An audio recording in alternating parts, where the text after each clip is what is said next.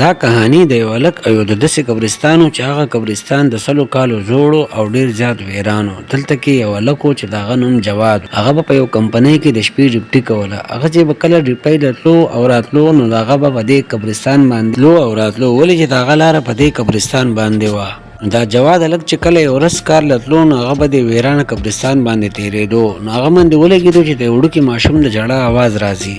هغه په هغه ځای ودرېدو او سوچ یې کوو چېرې د اواز د کوم ځای نه راځي، خو د هغه بیا خیال راغی چې دا خو زوړ قبرستان دی د 100 کالو، دلته کې خو ماشومان نشي کېدی، خو کېدی شي چې دا زما وهم او سوچ وي. هغه دا خبره په وهم باندې واړي او کور ته لاړ شي. په بله ورځ چې کله د ده د کار نه چوټي شي دی بیا را روان نو دته یو ځل بیا په دې ویرانه قبرستان کې د هغې ماشوم د ژړا اواز راشي. هغه بیا دغه خبره سوچ وکړي چې یاره دا قبرستان خو د 100 کالو نه زوړ او ویرانه دی، دلته خو چرین پرند هم نشته، ماشومان څه کوي، کېدی شي داسې زما په غوږونو کې بنګاره کېږي. نو هغوی پرېږده مړه داسې سوچ دی. هغه بیا روان شي او کور ته لاړ شي.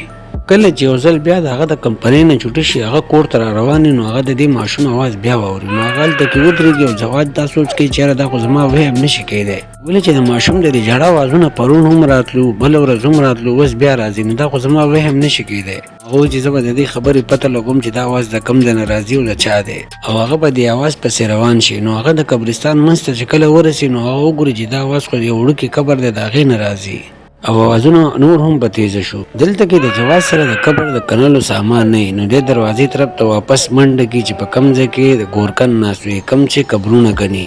هغه سره دلته کې یو چوکیدار هم ناست چې هغه د دې قبرستان خیال کوي. دا جواد هغه ګورګن ته ووایي چې ما له ګینتري راکړه. نو هغه ګورکن ورته وایي چې ته په دې نیمه شپه باندې په ګینترۍ څه کوې؟ هغه ورته بس ما له ګینتري راکړه، زما ډېره ضروري پکار ده. نو دا جواد هلک د هغه ګورکن نه ګینتري راوالي او د هغې قبر خواله راشي چې د کومې نه اواز راتلو. نو دی ورو ورو د هغې نه خاوره خواکول شروع کړي. کله چې دی خاوره لرې کړي او بیا د هغې نه بعد تخته خواکي نو دی یو عجیبه غونډه کې دغه وګوري او دی ډېر زیات حیرانه شي، ولې چې په هغې قبر کې ډېره زیاته حسینه جینۍ ښخه شوي، داسې راښکاري لکه دا جینۍ چې اوس ښخه کړې وي. د هغې جینۍ په خواته او په سینه باندې یو ماشوم هم پروت وي. د هغې ماشوم سره کفن هم نه وي او په دې له پاسه پروت وي، او هغه ماشوم په تیزه تیزه جاړي. دا کوم اوازونه چې دلته راځي دا د دې ماشوم اوازونه وي. جواد هغه ماشوم راوالي او په غېږ کې ونیسي. د هغې نه بعد هغه ګینتري راوړي، هغه ګورکن له ورکړي او هغه ماشوم په غېږ کې والي، ځان سره یې کور ته بوځي. د دې جواد هلک او د ده د ښځې هم بچینی. نو کله چې د ده ښځه دا ماشوم ویني نو دا ډېره زیاته خوشحاله شي. دا ښځه خپل خاوند ته وایي چې زموږ بچینی و کېدی شي دا الله پاک موږ له راکړی او ته څومره ښکلې ماشومه ده. او د دې جواد ښځه ده ته وایي چې موږ به د دې ماشوم ډېر زیات خیال کوو.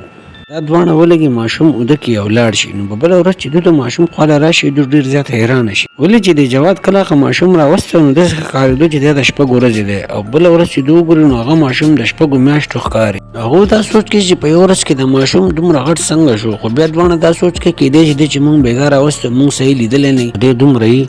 د دې نه بعد دا جواد بازار ته لاړ شي او د شپږو میاشتو ماشوم جوړې راوړي او هغه کپړې راوړي دې ماشوم ته واچوي.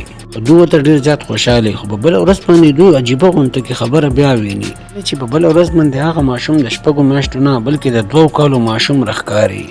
نو دا ښځه دې جواد ته وایي چې تا د بازار نه وړې کپړې راوړې وې؟ هغه ورته وایي نه ما بالکل برابر کپړې راوړې وې، خو په یو ورځ کې دا ماشوم دومره غټ څنګه شو؟ دی خو پرون د شپږو میاشتو ماشوم اوس د 2 کالو شو. نو دا ښځه ورته وایي چې کېدی شي تا د کپړې وړې راوړې خو سبا به ته ولګي چې غټې کپړې به راوړې. دوی چې کله په بله ورځ باندې راپاسي وګوري نو هغه ماشوم د 2 کالو نه بلکې هغه د 6 کالو ته رسېدلی. چې کله ښځه خاوند دا وګوري نو دا دواړه ډېر زیات ویرېږي، او دا ښځه د خپل خاوند جواد ته وایي داسې نه چې د ماشوم زموږ دپاره څه مسله جوړه شي یا زموږ دپاره څه پریشاني جوړه شي. دا جواد خپلې ښځې ته وایي چې نه دا خو وړوکی ماشوم دی، دی به موږ له څه پریشاني جوړه کړي. په دې کې چې څنګه ورځې تېرېږي نو دا ماشوم ډېر زر غټېږي او دی په لږ ورځو کې ډېر غټ شي. چې ورځې تېرېږي او یو څو ورځې تېرې شي نو دا ماشوم د 14 کالو ته ورسي او د ده نه یو غټ سړی جوړ شي. ورځ دی د شپې د کور نه بار ته لاړ شي او په بله ورځ چې دی کله کور ته راشي نو د سره په لاس کې یو خنجر وي. د دې جواد ښځه چې کله دا وګوري نو دا ډېره زیاته ویرېږي او دا د دې ماشوم نه تپوس وکړي چې زویه دا خنجر تا سره څه ګوري او په دې خنجر باندې چې دا وینه لګېدله دا وینه د چا ده؟ دا هلک دې ته وایي مورې ته مه یارېږه ما هېڅ هم نه دی کړی، زه په لارې باندې روان وم چې هلته کې یو څاروی مردارېدو، ما دا خنجر راواغستو او هغه څاروی مې حلال کړو چې مردارېږي نه.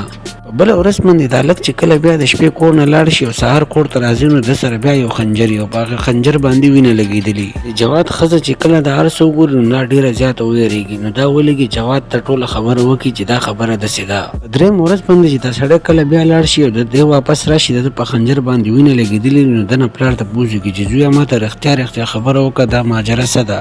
دا سړی په دې خبره باندې غلی پاتې نشي. دا هلک د خپل پلار ته کهاني شروع کړي چې د نن نه 36 کاله مخکې چې کله زه خپل د مور په خېټه کې وم یو څو ورځې بعد به زه پیدا کېدم. یو څو بدماشان رالو زما د مور سره غلط کار وکړو او د هغې نه بعد یې زما مور مړه کړه.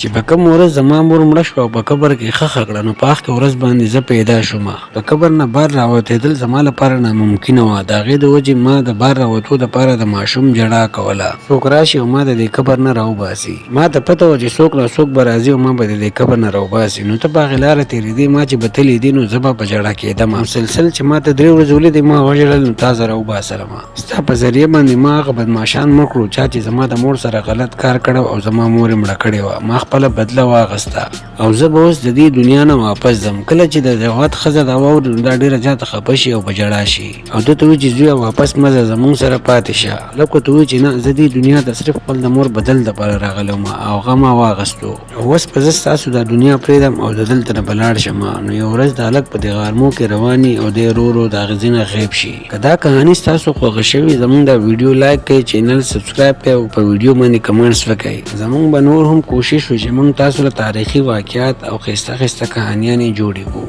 زموږ دا چینل خاص د پښتنو دپاره دی. ټول یې سبسکرایب کړئ.